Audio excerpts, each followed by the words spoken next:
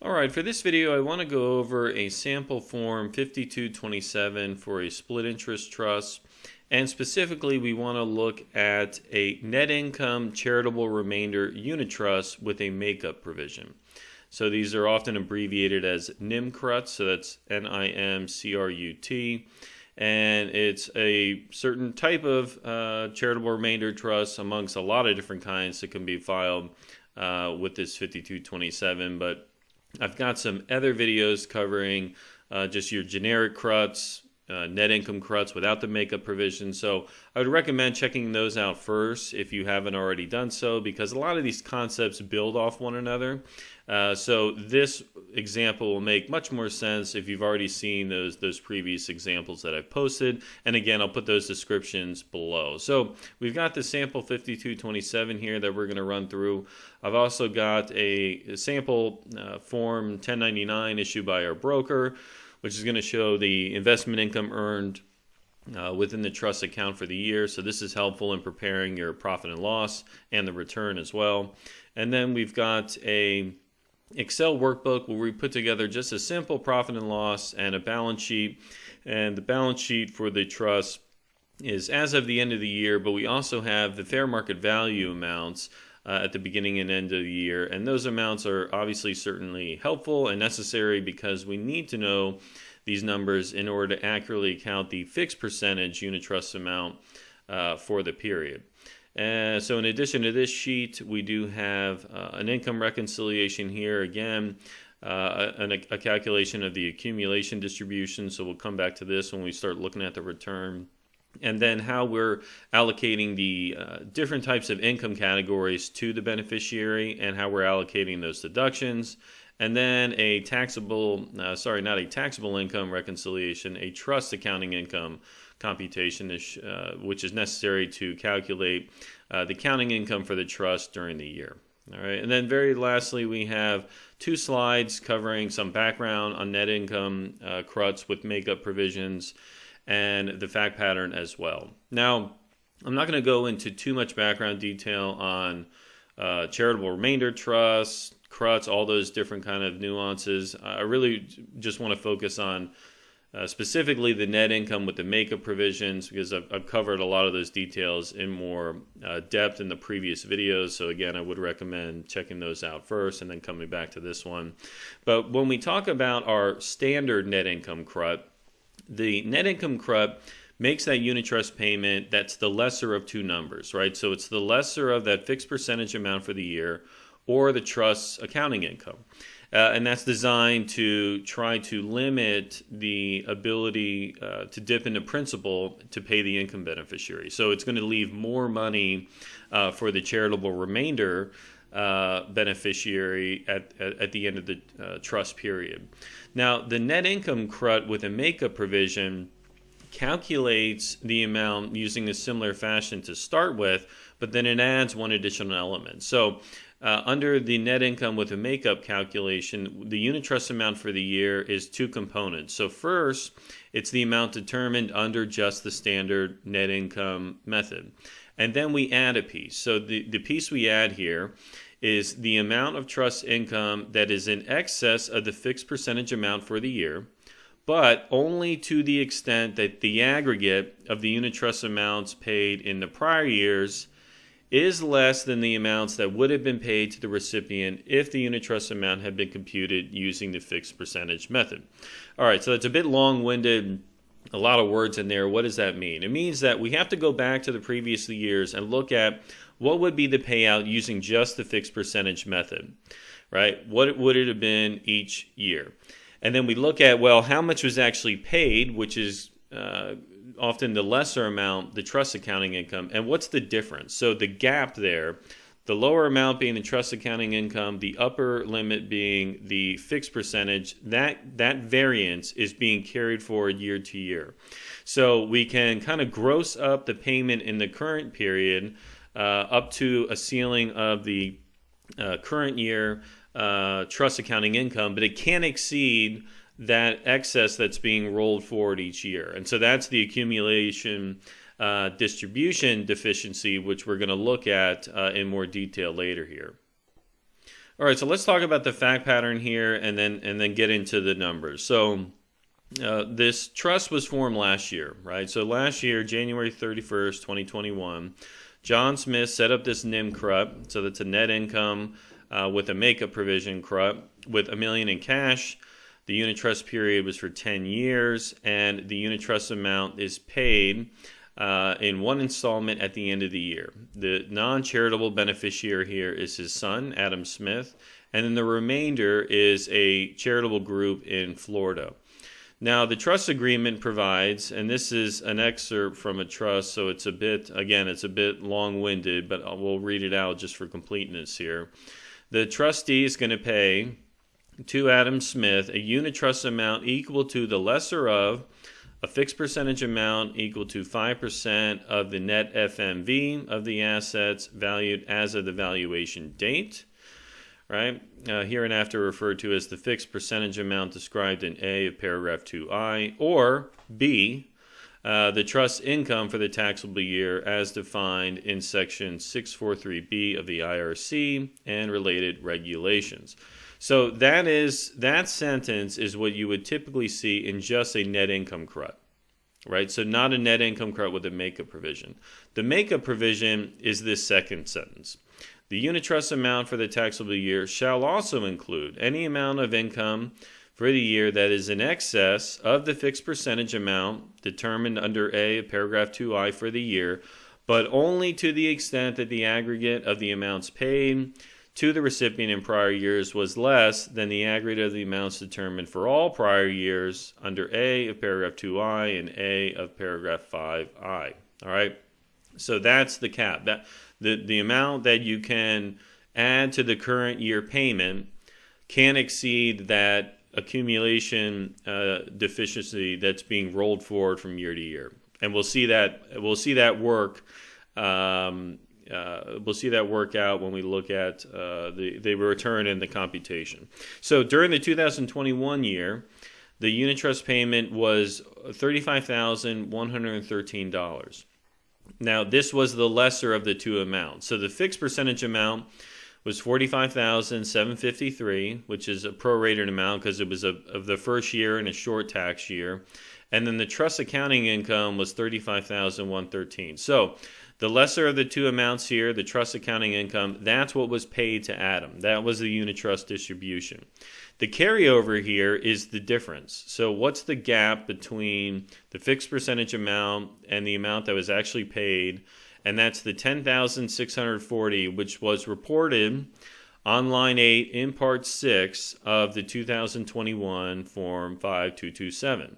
So that's the carryover, right? That's that distribution, accumulated distribution carryover that we can apply when we have a net income CRUT with a makeup provision.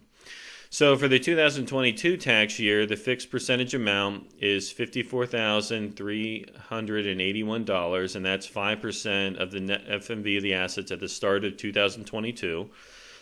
So that's the first potential number.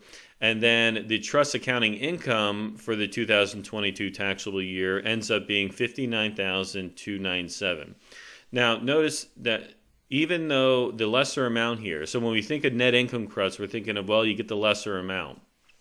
Even though the lesser amount here is the fixed percentage amount, because this is a net income CRUT with a makeup provision, Adam can actually get this full amount of the trust accounting income for the year because of that carryover, right? And so we're going to see that in play when we look at part 6 of this year's 5227. All right, so now let's have a look at the next slide here, just to cover again, kind of recap some high-level points here. So, the net income CRUT, again, it's designed to effectively prevent a distribution of principal to that non-charitable beneficiary, right? So there's going to be more left over for the charitable group at the end of the term. Now, the makeup provision, when we add this to a net income CRUT, it tries to compensate that income beneficiary for years where investment performance was bad, right? So if you have low income taxable years because investment income wasn't that great, you kind of can be made whole again in future tax years with these catch-ups, right, with the carryovers, right? So it's a good thing. It's certainly something that the income beneficiary likes to see. So yeah, it makes them happy. Whether it makes the charitable group at the end happy, well, it's a different story. All right. Now, two last points just to touch on really quickly here, and I've covered this in the previous net income CRUT video as well. But payment timing and year of inclusion, very important with net income CRUT. So payment of the Unitrust amount is allowed after the year. So when you have a standard CRUT, so not a net income CRUT, you're using that fixed percentage amount. It's got to be paid within the taxable year. And the reason for that is because you know what the amount's going to be, right? You don't have to wait to find out what the trust accounting income is for the year. With net income CRUTs and net income makeup CRUTs, you need to know the trust accounting income to really figure out how much the beneficiary is going to get.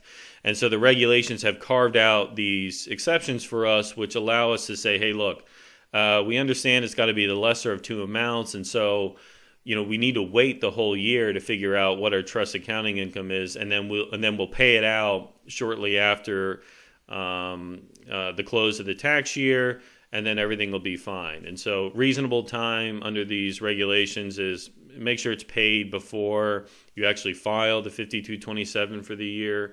That's certainly at the latest, honestly, that you would want to be filing it.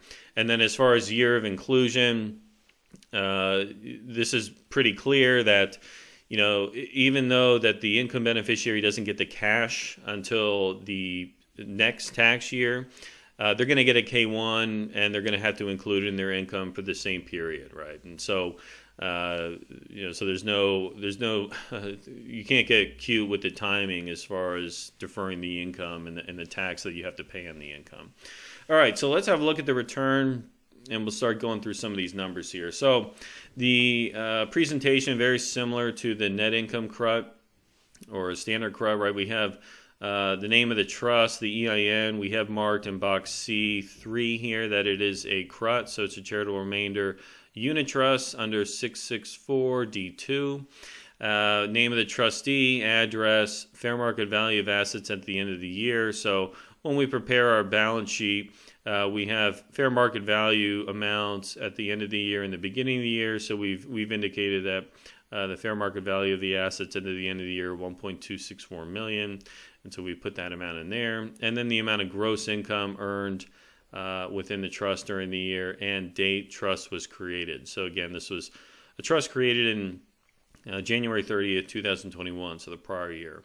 Now, similar to net income CRUTs and CRUTs, we report ordinary income, Section A, capital gains are separately stated in B. If we have any municipal bond interest income, we might have some non-taxable income that would go here on lines 14 and 15. Deductions go down in Section D, and then in Section E, we allocate those deductions to the income categories.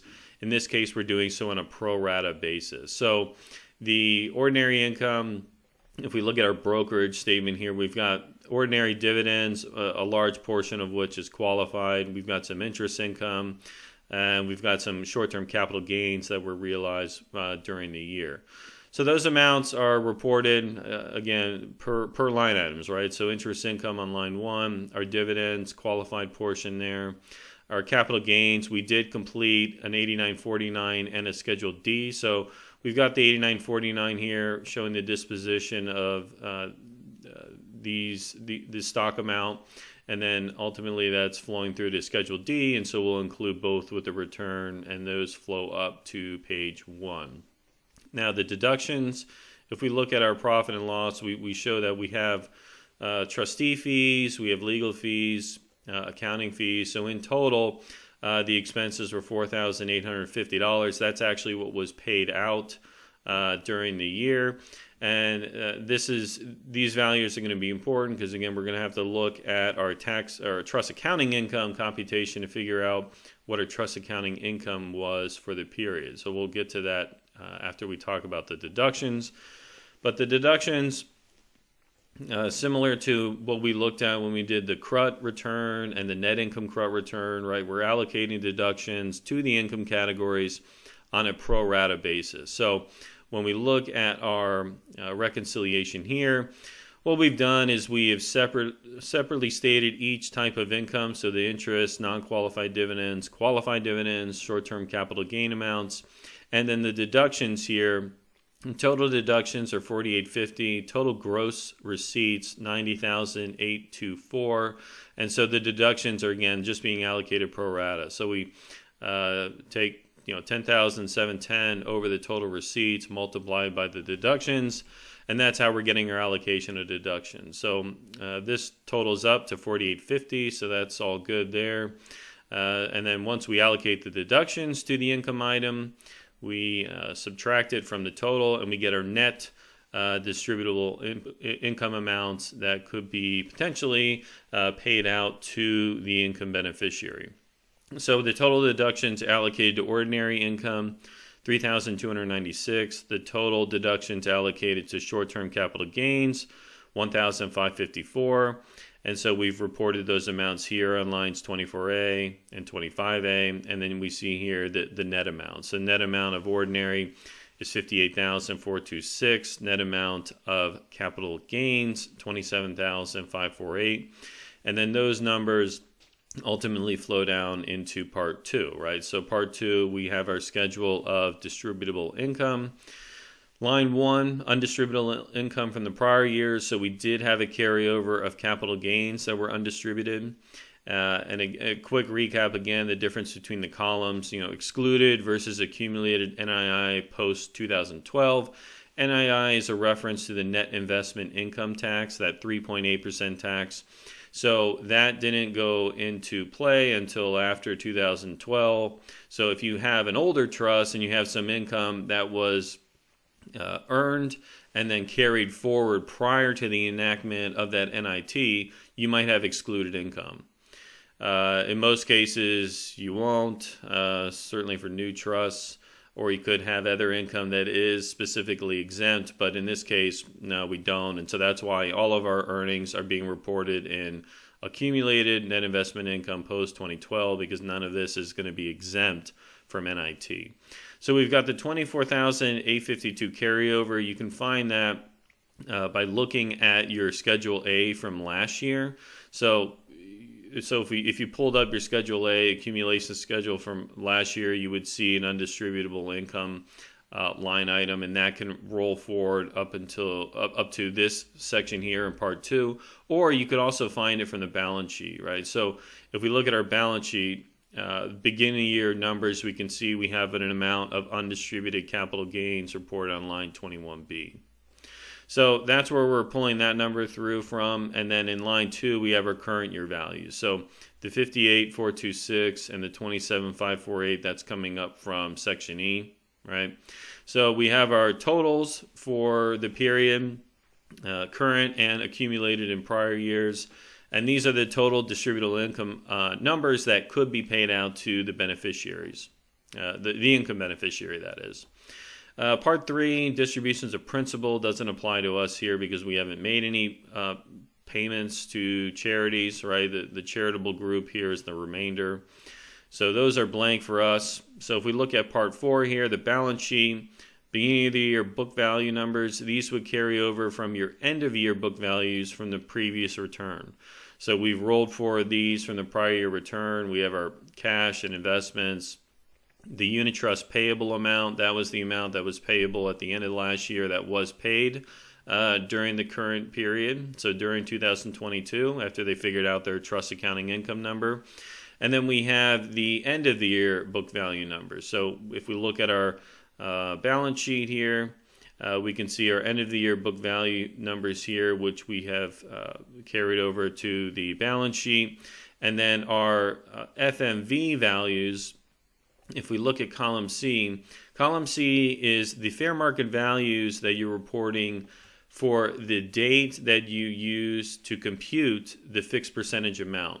So in our trusts and most trust agreements, it says that you use the first day of the tax year, the net FMV of those assets, to calculate the Unitrust percentage. So these are the fair market values of our assets at the start of 2022.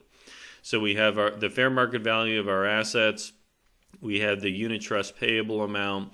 And so that's how, if we look at our Unitrust fixed percentage computation, we have the fair market value of our assets, the fair market value of the liabilities. The net FMV at the start of the year is this 1.087 million, and then the Unitrust fixed percentage of 5% is 5% of this total.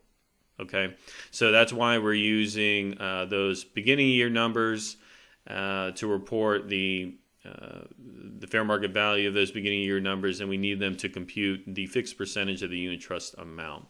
Now that's also important because that will feed over, this column C amount feeds over into parts 6. So part 5 is for CRUTs. We don't have a CRUT, we have a CRUT, so we can leave part 5 blank. But part 6 is where we show the computation of that fixed Unitrust percentage, right? So if we start with the questions, question 1 is asking us, is this a CRUT as described in -3, A1I, B1? And the answer is no, right? So this is a net income CRUT, but more specifically, it's a net income with a makeup provision, right? So the type of trust that we actually have here is described in this Treasury Reg section, not B1. So we answer no there, and we answer yes to this one. And that's also really important because the flow of this form, when we get down here, it asks us, well, if you answered yes on line 1, go to 5B, and then you would skip the other lines that we actually need. So we don't want to answer yes in this case. We want to answer no and yes to this question. So 4A, the Unitrust percentage is 5%. The Unitrust amount, this again is asking us to go back to part 4, column C. So if we go back to part 4, column C, we have our net FMV numbers at the start of the year. And then we take that net amount, multiply it by 5%, and there's our $54,381. Now, line 5A, we enter the trust accounting income for the year, and it does ask us to attach a statement. So if we look at that tab, trust accounting income, very, very important, right? Because this has to be calculated accurately. Otherwise, we could over or understate the amount of distribution available to the beneficiary. So the trust is very traditional accounting. The amounts allocated to income are interest and dividends, but capital gains are not included in trust accounting income. They are allocated to principal. So that's why that's not included in our number. And then in the disbursement section, quite commonly what you'll see is an allocation of 50% of a lot of these expenses, 50% to principal, 50% to accounting. So we're taking 50% of these expenses in our trust accounting income computation. So the net trust accounting income for the year is $59,297. All right. So we've entered 59,297. On 5A, it also asks us here if the answer is yes to line 1, go to 5B. So it's not, right? We answer no. If the answer is yes on line 2, which it is, skip 5B and go to 6A. So because we answered yes to line 2, we're skipping B, we're going to 6A. So 6A asks, enter the total accumulated distribution deficiencies from the previous years. There's our 10,640 number. So if you remember from our fact pattern here, the 2021 tax year, the Unitrust payment was the $35,113. That was the lesser of the two amounts. So the difference between the fixed percentage amount and the trust accounting income that was paid was $10,640. And so that is the accumulation distribution that we're going to enter for 6A. Now, that amount, if you had more than one prior year, you would see it, the netted amount that's being rolled forward on line 8. But in our case, we only had the one prior year, so we just have the 10,640 to account for. So once we've accounted for the accumulated distribution deficiency, on line 6B, it asks us to add lines 4B and 6A. So 4B is the fixed percentage for the year, right? Plus 6A, the accumulation amount, $10,640. And so our total is $65,021. Now, if 6A and 6B are completed, which they are, enter the smaller of line 5A or 6B. 6B is 65, 5A is 59, so we're going to enter their smaller amount, 59,297. This is going to be the amount that is the required Unitrust distribution for 2022. So even though trust accounting income is not the lesser of the two, this is what he's going to get for the year because of the makeup provision. Now, we weren't able to use all the deficiency from the prior year, right? We only used a part of it. So on line 8, right, we subtract line 7 from 6B, 5,724. This is the amount that can be carried over to next year, right? And so again, so the makeup provision provides the beneficiary an opportunity to, if they have trust accounting income that does well in future years, they can kind of make up for those low income years in the prior ones. All right, so again, the 59,297, this is the Unitrust distribution for the year. So that's why it's being accrued here as the Unitrust payable at the end of the period. So that's the amount that Adam's going to get paid out, before we file this return. If we move on, so questions 10 and 11, right? No, we didn't change the method of determining the FMV. And no, there weren't any additional contributions to the trust during the year. So we've answered no there. So part 7, a statement regarding activities and the excise tax issues in part 8. Section 508E covers self-dealing issues, right? And so we, very, very important that private foundations, charitable trusts like this don't engage in acts of self-dealing. It can certainly torpedo the whole arrangement and subject you to excise taxes and penalties. So yes, we in the language in the governing instrument prevents this, and state law also addresses this issue. All right, so part 8, Form 4720 covering excise taxes. Generally, most of these are going to be no, right? Unless you're doing something that you otherwise shouldn't have. What we do see commonly, again, with the similar previous CRUT returns, and most of them, payments to disqualified persons. So did you pay compensation to or pay or reimburse expenses of a disqualified person? Trustees, even if they're third-party trustees, are disqualified persons. So you often enter yes here in this case, but you're not subject to any excise taxes because it should meet an exception, right? So in question 1B, it asks, if you answered yes to any of these above, did any of the acts fail to qualify under the exceptions?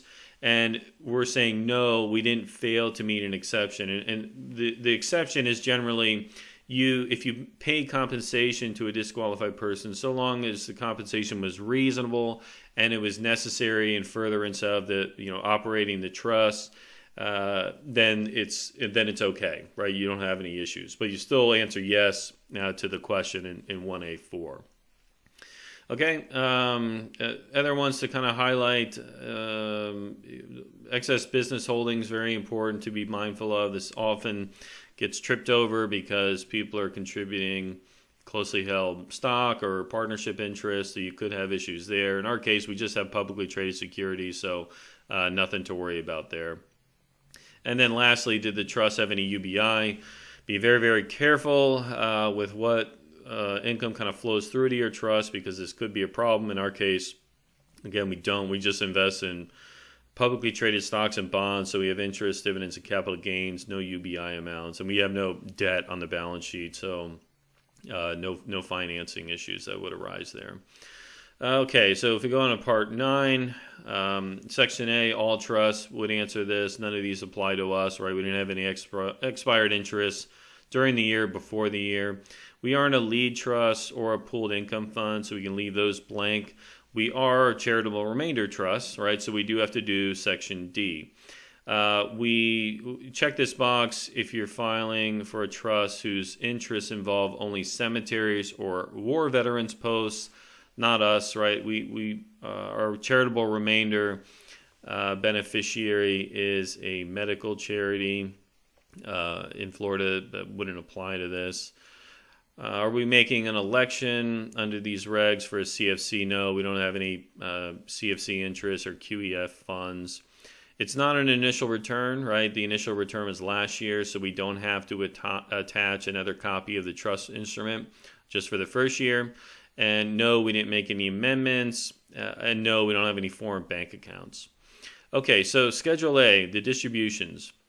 So the Part 1 accumulation schedule, this is where we figure out, okay, what kind of income has been accumulated in the trust during the year and carried over from prior years, and how much of it is being pushed out or allocated to the income beneficiary depending on how much cash and property was distributed to them during the year. So the line 1 amounts, these are coming up from page 2. So the 58,426 and the 52,400. If we go back to page 2, part 2 in the schedule of distributable income, you can see these are the totals of distributable income for the period. So those amounts are reported up here on line 1. Total distributions that are going to Adam is that 59,297. So that's the Unitrust amount for the period. And then the distributions from income, this is when we apply this distribution amount against these types of income, we remember the ordering rules, right? So we talked about this in the CRUT and the net income CRUT videos. We have ordering rules as far as what income gets allocated to the beneficiaries first. And the ordering is generally the highest rate taxable income that you could get. So you start with interest, you go to non-qualified dividends, you go on down the list, and then you move into capital gains, long-term, short-term, then long-term, non-taxable income, and then ultimately, when all income is exhausted, you're pulling from corpus, right? You're pulling from principal. There is a really good schedule in the Form 5227 instructions that shows the order you need to go with. So what we've done here, if we go back to our income reconciliation schedule, remember the Unitrust distribution here that's got to be paid out is $59,297. So when we look at our net distributable income, we just go down the list, right? So $59,297 is going to exhaust all of the interest. It's going to exhaust all of the non-qualified dividends. It's going to exhaust all the qualified dividends. So all of the ordinary income is being distributed out to the income beneficiary for this year. Now, the remainder there, right, because he's going to receive $59,297 in cash. 58,426 is of ordinary income, and then the difference there, the variance, is $871. So he has $27,548 of current year short-term capital gains that can be distributed, but we're only pulling out $871 of distributable income for this income beneficiary. Now, the amount that's carried over is not just the difference here, right? He's got some current year capital gains, but also there's more from the prior year, right? So he's got a lot of capital gains that are being rolled forward here. And so if we look at the distribution schedule, again, we've got the recipient, Adam Smith, his tax ID number, the Unitrust amount, and the ordinary income amount. There's the $58,426. There's the short-term capital gains. No long-term gains, no tax-exempt income, no corpus is being distributed. Add columns D through H, and there's our total, $59,297, and all of which is going to be net investment income. All right, so line 4, as kind of like a check figure they've got built into this, they ask us if line 3 total, column I, so this one here, if this does not match Part 5, line 1B of the form for a CRUT, or Part 6, line 7 for a CRUT, check here and attach an explanation. So in Part 6, line 7, if we go back to Part 6, right, line 7 is the required distribution for 2022. So there's the 59,297 number. So what they're trying to do here is remind you that, well, if the distribution is $59,297, you need to tell us here precisely what each dollar falls into what bucket, right? So what amount is ordinary, what amount is short-term, and if all the income is exhausted, what amount is coming out of principal. And so they should all match, right? So they should all foot, or otherwise you've done something incorrect. Okay, so part 4, distributions. These are CLTs, or pooled income funds. That's not us, right? We have a CRT, or remainder trust. Part 5, assets and donor information. So the answer is no, right? We didn't contribute any additional property to the trust during the year. This was completed for last year when the trust was initially funded, but nothing to report in Part 5. And then lastly, on line 5, it's asking us if this is a CRT, which it is, if this was the final year, was an early termination agreement signed. Not applicable because this is not a final year. All right, so now that that form's been completed, we'll move on to the K1 for Adam. So this is very, very important that Adam gets a K1, and it's also very important that the K1, the numbers reconcile with what we see on the 5227. So the K1 is basically a pro forma from the 1041. So the Form 5227, they didn't develop their own version of a Schedule K1. So you can just use the K1 from a Form 1041 and then mark at the top that it's being attached to a 5227. It's not actually going along with a 1041. So we've got the estate or trust name. So the trust name, tax ID number, the fiduciary information here, and then we've got Adam's information down here, and we've marked that he is a domestic beneficiary, right? So he's a U.S. person for U.S. federal income tax purposes. And then the income numbers up here in Part 3, these should follow with our reconciliation in our Excel workbook. So what you notice is if you look at the distribution schedule for Schedule A, all of the ordinary income is lumped into one column. They don't have a separate interest from dividends. And so you have the total here, but you need to be more precise with what gets allocated out to Adam on the Schedule K1. So when we look at his Schedule K1, we don't see the $58,000 number. We see separately stated interest and dividends, the portion of which is qualified. So on our income reconciliation here, that's why we show more detail here. So the total distributable income that was ordinary is $58,426, but it comprises the $10,138 of interest. The total dividends, ordinary dividends, is the $48,288, and then the portion of which is qualified is the $19,884. And so that's what we see here. The total ordinary, the portion that's qualified, the net short-term capital gain amount, there's that $871 figure. And so if you were to add all these up, you would get back to that 58,000 and change figure, right? The 10,138 plus the 48 plus the 871. All right.